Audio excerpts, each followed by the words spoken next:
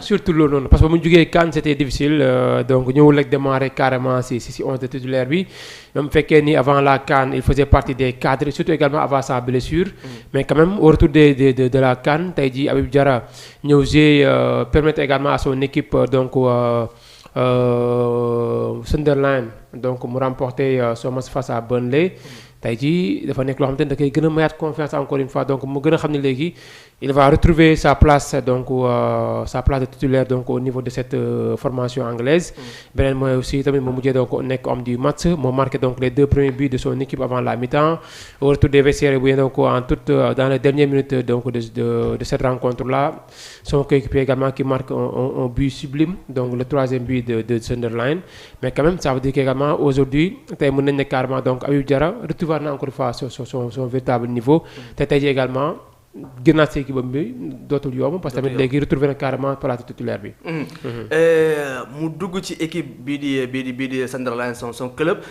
di def ay performances ça garantit aussi sa place ci sélection nationale du Sénégal. oui performance yi mu nekkee avec Sunderland certainement bu ñëwaatee Sénégal déjà rek avant blessure bi moo nekkoon titulaire Sénégal comme clubam aussi. même si CAN bi aussi gis nañ ko mu démarrer des matchs aussi en tout cas booy xool dans la hiérarchie au niveau de l'entraîneur tey Habib Diarra passe quand même devant un joueur comme Lamine Camara qui souvent moom mooy jël sa place donc en équipe nationale du Sénégal Habib Diarra aussi tamit s'il garde ce même tempo là pourquoi pas à 100% day garder place am au niveau de l'équipe nationale du Sénégal. partie bu gën a compliqué ci équipe nationale bi pour man c'est le milieu de terrain. parce que tamit y a beaucoup de joueurs talentueux mais de grands joueurs yi nga xam ne actuellement ñoo ngi en concurrence ci milieu boobu la tu es d'accord ak man que ne ce sera la bataille avant le mondial. waaw la bataille avant le mondial tey jii le savent tous mooy affaire bi demaat liggéey la gën a liggéey amaat confiance du sélectionneur Pape Thiaw comme ça après d'abord lu ñu njëkk focus mooy la prochaine fenêtre donc date FIFA mois de mars. c'est pour bientôt c'est dans un mois et quelques beneen bi mooy la prochaine donc publication du mondial loolu déjà tamit mu nekk deuxième point bi en tout cas Habib Diarra moom il fait partie donc dorénavant des jeunes cadres de la sélection également qui a la confiance de Pape Bouna Thiaw de même que également Gana Gueye comme Pape Alassane Gueye tey les trois ñoom ñooy former le milieu de terrain du Sénégal Pape Matar Sarr Lamine Camara Pathé Ciss ñeneen ñi souvent dañuy ñëw en seconde position dañuy jóge ci banc bi des fois dañuy war sam parfois aussi tamit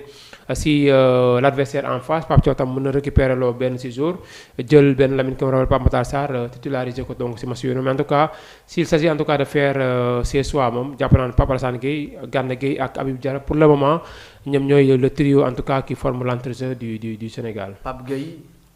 Gana Gueye ak Habib Diarra. Habib Diarra. Ouais. Mais quand même avant le mondial tout peut se passer. bien sûr avant le mondial kay lu ne xew na lu ne mën a see xaj waaw lu ne xaj na si benn Lamine Camara mën na jékki-jékki ne si benn niveau extraordinaire Pape Matar Sarr même chose Pathé Ciss aussi avant la CAN gis nañ ko forme bu mu nekkoon mën na jékki-jékki retrouver encore une fois son véritable niveau moo war Lamine Camara de la AS Berkane aussi moom it pareil ñeneen ñi Rassoul Ndiaye John Lopy ils sont nombreux comme ni nga waxee léegi rek milieu boo xamante ni dafa xaw a saturé carrément mais tamit nu mu amee si milieu bi noonu la amee au niveau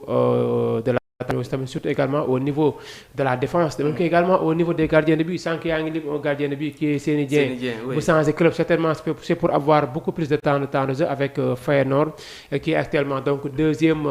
donc du championnat hollandais derrière le PSV Eindhoven mais quand même avec pratiquement 17 points de retard sur le leader donc qui est PSV Eindhoven mais quand même l'importance mooy si l'équipe termine deuxième de son championnat ce qui est sûr et certain mooy Seny Dieng jouera la prochaine Ligue européenne des champions tey avantage bi loolu noonu la dina mën a demander Ligue des champions mën fa jouer mën a donc mu montrer donc devant tout le monde tey importance bi loolu la tey bu fekkee dem na Feyenoord nekk fa un gardien titulaire muy jouer la Ligue européenne des champions tout également peut arriver au niveau du trio Edouard Mendy Yehvan Diouf ak Mory Diaw foofu tamit changement mën na fa amaat parce que Seny Dieng tamit n'oublions pas que il a déjà des sélections en équipe nationale du Sénégal tey jii loolu tam mën na ko gën a permettre également tey bu amaatee temps de jeu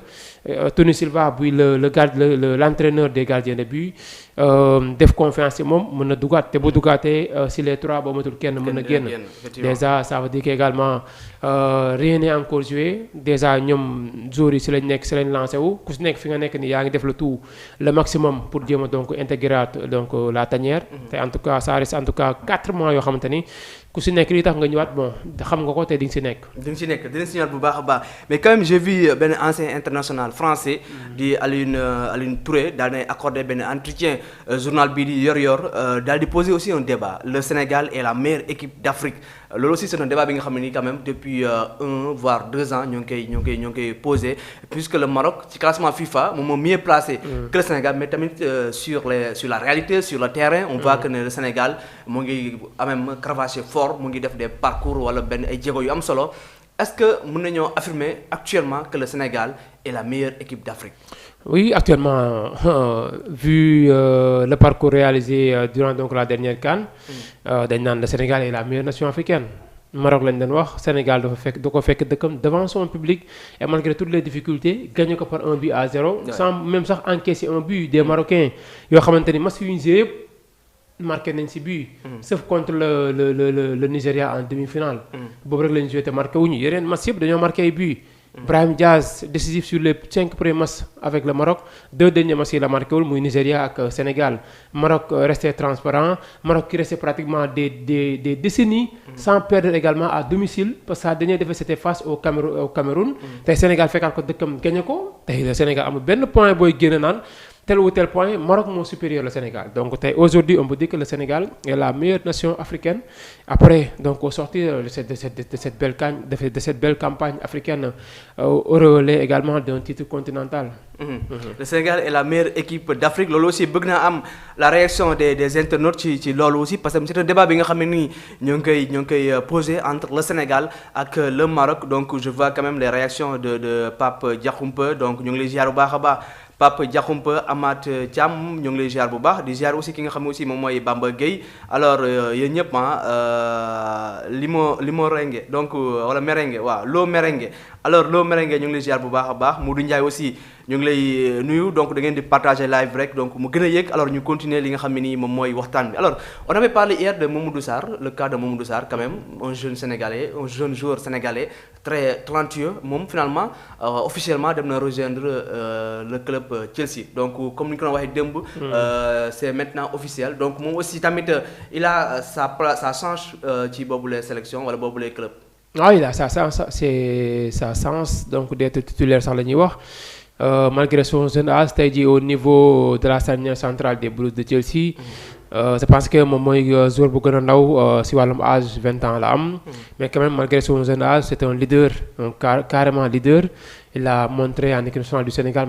malgré ses 4 sélections. Il a encore montré au niveau de son club récent club muy Strasbourg. mu ngi ko bëgg a joxoon capitaine quand même un jeune de 20 ans nga jox ko capitaine brassard bi. ak ce que ça signifie en tout cas d'être leader capitaine d'un club de Ligue 1 en France. loolu déjà yombul on l'a vu également récemment moo remplacé sax Habib Diarra bi ko nekkoon laata muy dem Sunderland. moom it à jeune âge à 19 ans la nekkoon capitaine avec Strasbourg. Aujourd'hui c'est son coéquipier en sélection Mamadou Sarr. Mamadou Sarr qui était feu sous également la décision donc de son entraîneur. Liam Rossignol donc bu nekkoon Strasbourg tey jii Chelsea donc rapatrié ko andi ko mu ñëw et pour le moment donc il est en train de faire un excellent début de saison avec Chelsea après le départ de Maresca. tey entraîneur bi tey booy xool ci défenseurs centraux yu mu gën a xam yi Angleterre Chelsea Mamadou Sarr la Mamadou Sarr yor na ko quand même au niveau de Strasbourg pour pratiquement benn saison tey jii bu fekkee ne dem na Chelsea forcer son retour de prêt. mu ñëw war a reprendre sa place war a ñëw duggaat ci équipe bi tey da ngay jàpp ni kon quand même à plus de 90% il a vraiment la chance d'être titulaire donc dans la charnière défensive de Chelsea mais quand même te kay tamit gën a tamit jox confiance boobu tamit mooy c'est à lui encore une fois tamit de gën a mu gën a rehausser son niveau. beneen bi mooy certes il aura la confiance de son entraîneur Liam Rossignol mais quand même vu la concurrence boo xamante ni am na. Chelsea on a Fofana on a Disasi on a Badiashile